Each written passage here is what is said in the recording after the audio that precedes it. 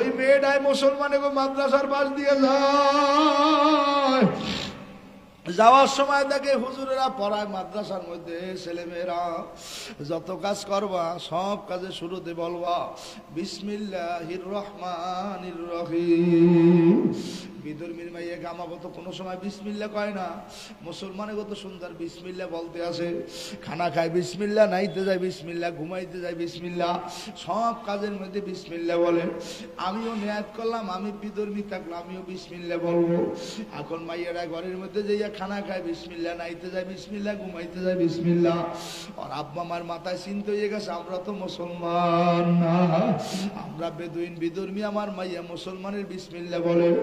আব্বাই মেয়েকে রাখতেছে ফেরে না, মায়ের রাখতেছে ফেরে না।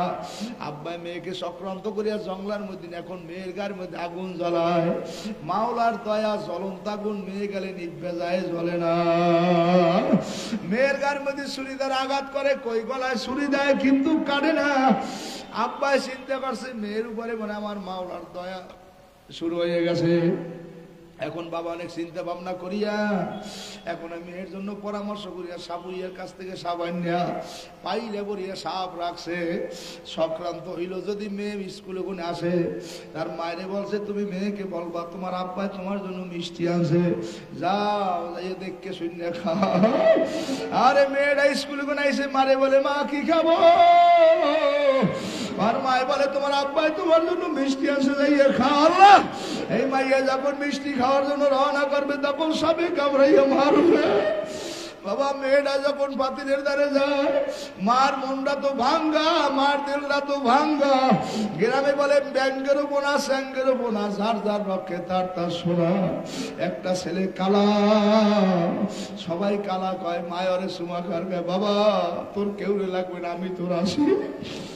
একটা বাচ্চা অন্ধ, আব্বাও ভালো কোলে যায় না, ভাইরাও দেখতে পারে না, বোনেরও তারে আসে না। মায় অন্ধকারে সময়ের কা বাবা রে তোর কাউরে লাগবে না, আমি মা তোর আসি।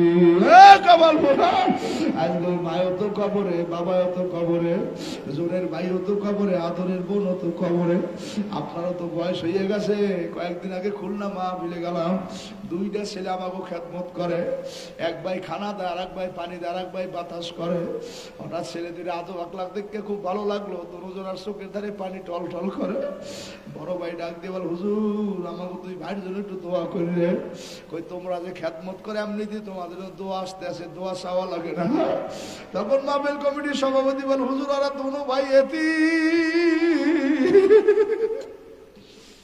বলে কি হয়েছে, লাগো মাও নাই বাবাও নাই, এই কেমন সুন্দর পাশে একটা ঘর বানাইলা।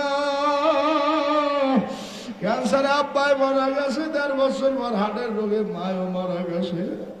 আমি ওকে কাছে ডাকতে বলি তোমরা কেমনে খাও লও চলো। কল ওদের এক ভাই রান্ধে, আর এক ভাই কাজে যায়, আর এক ভাই আসে, আর এক ভাই কাজে যায়। ওকে মাথায় হাত বুলাইলাম, আর তোমাকেও জীবন আর আমাকেও তো জীবন। বাবাই বরিশাল রূপতলী ব্রিজ ওই যে পায়রা রূপতলী রেস্টুরেন্টের ডাইন করে দারুস সুন্নত একটা মাদ্রাসা আছে, ওখানে আমি কিছুদিন আগে মাহফিলে গেছিলাম, বছর 2 হয়।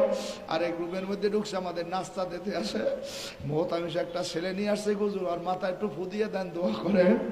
নাজেমে আলা বলে হুজুর ওর ঘটনা জানেন? আমি বলি কি?